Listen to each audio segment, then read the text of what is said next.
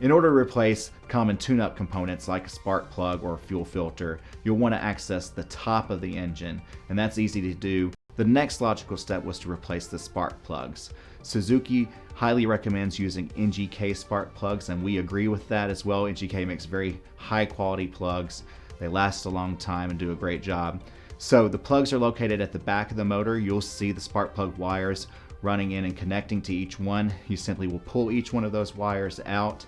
Using a socket wrench, you can remove each spark plug. Now, when you put the new impeller in, you don't want to have the impeller aiming in the wrong direction, so that when it starts to turn, those blades might get bent or broken by trying to go in the opposite direction of where they're bent. So once the new impeller is in place, we can put the housing back on, screw it into place, and then we're ready to put the lower unit back onto the motor.